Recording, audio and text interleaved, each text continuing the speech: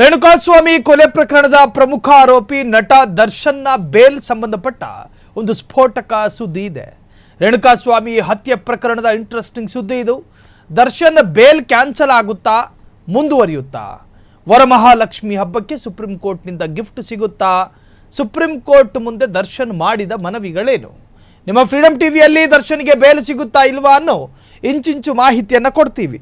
ಮೊನ್ನೆ ಥಾಯ್ಲ್ಯಾಂಡ್ನಿಂದ ಶೂಟಿಂಗ್ ಮುಗಿಸ್ಕೊಂಡು ತನ್ನ ಕೋಟು ಪ್ಯಾಂಟನ್ನು ಕೊಡುಕೊಂಡು ಇಂಡಿಯನ್ ಏರ್ಲೈನ್ಸಿಂದ ಸೀದಾ ಬಂದರು. ಎಲ್ಲಿಗೆ? ಬೆಂಗಳೂರಿಗೆ. ಇದು ನಟ ದರ್ಶನ್ಗೆ ಸಂಬಂಧಪಟ್ಟಂತಹ ಸ್ಫೋಟಕ ಸುದ್ದಿ. ಬೇಲು ಸಿಕ್ಕಿ ಅಥವಾ ಬೇಲ್ ಮುಂದುವರೆದು ಸಂತೋಷ ಪಡ್ತಾರ ದರ್ಶನ್, ಅಥವಾ ಇರೋ ಬೇಲ್ನ ಕಳ್ಕೊಂಡು ಮತ್ತೆ ಜೈಲು ಸೇರಬೇಕಾಗಿ ಬರುತ್ತಾ? ವರಮಹಾಲಕ್ಷ್ಮಿ ಹಬ್ಬಕ್ಕೆ ಸುಪ್ರೀಂ ಕೋರ್ಟ್ನಿಂದ ಗಿಫ್ಟ್ ಸಿಗುತ್ತಾ?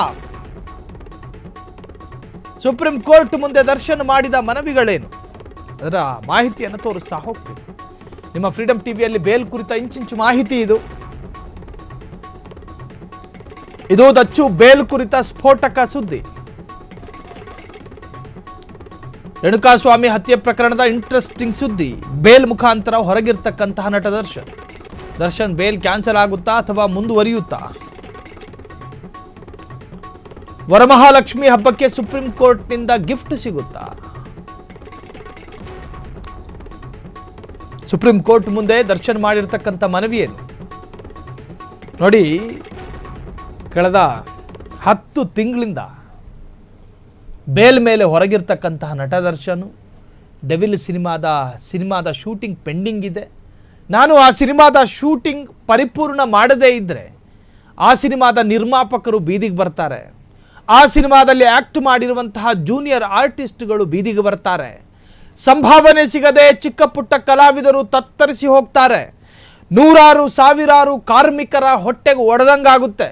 ನಾನು ಆ ಸಿನಿಮಾವನ್ನು ಪೂರ್ತಿಗರಿಸಬೇಕು, ನಿರ್ಮಾಪಕರ ಪಾಲಿಗೆ ದೇವರಾಗಬೇಕು. ಡೈರೆಕ್ಟ್ರು, ಪ್ರೊಡ್ಯೂಸರು ಅರ್ಥಾತ್ ನಿರ್ಮಾಪಕರು ಕಷ್ಟಪಟ್ಟು ದುಡ್ಡು ಸುರಿದವ್ರೆ. ನನ್ನ ಹೆಸರಿನಲ್ಲಿ ಭರವಸೆ ಇಟ್ಕೊಂಡು ಸಿನಿಮಾ ಮಾಡಿದ್ದಾರೆ. ಆ ಸಿನಿಮಾ ಮೋಸ ಆಗಬಾರ್ದು ಅಂಥೇಳಿ ಥಾಯ್ಲ್ಯಾಂಡಿಗೂ ಹೋಗು ಸಿನಿಮಾ ಶೂಟಿಂಗ್ ಮುಗಿಸ್ಕೊಂಡು ಬಂದರು. ಆದರೆ ಮಾಡಿರೋ ಕೆಲಸ ಕೊಲೆ ಪ್ರಕರಣದ ಆರೋಪಿ ಈತ, ಏಟು ಆರೋಪಿ ನಟ ದರ್ಶನ್. ಸೊ ನಮ್ಮ ನ್ಯಾಯಾಂಗ ವ್ಯವಸ್ಥೆಯಲ್ಲಿ ಕೊಲೆ ಆರೋಪಿಗೆ ಆಗಬಹುದಾದ ಕನಿಷ್ಠ ಮತ್ತು ಗರಿಷ್ಠ ಶಿಕ್ಷೆಯ ಪ್ರಮಾಣ ಒಂದು ವೇಳೆ ಅಪರಾಧ ಸಾಬೀತಾದರೆ. ಆದರೆ ಈಗ ಬೇಲ್ ಮೇಲೆ ಹೊರಗಿದ್ದಾರೆ. ಕಳೆದ 10 ತಿಂಗಳಿಂದ ಬೇಲ್ ಮೇಲೆ ಇದ್ದೇನೆ, ಹೈಕೋರ್ಟ್ ನಿಯಮಗಳನ್ನು ಉಲ್ಲಂಘನೆ ಮಾಡಿಲ್ಲ,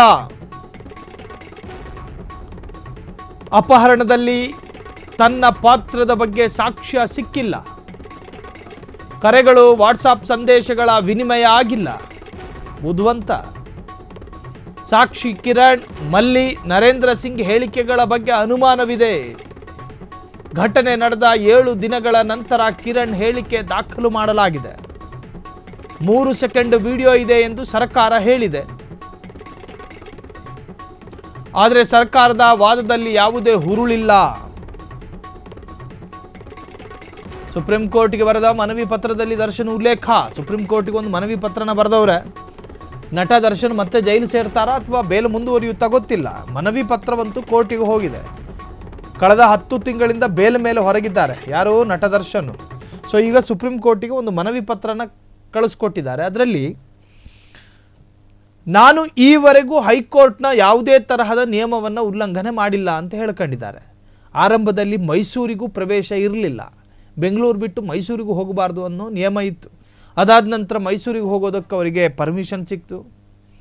ಅದಾದ ನಂತರ ನಾನು ಯುರೋಪ್ ದೇಶಕ್ಕೆ ಹೋಗಬೇಕು ಅಂದ್ಕೊಂಡಿದ್ರು. ಅಲ್ಲಿಗೆ ಅವರ ವೀಸಾ ಸಿಕ್ಕಿರಲಿಲ್ಲ.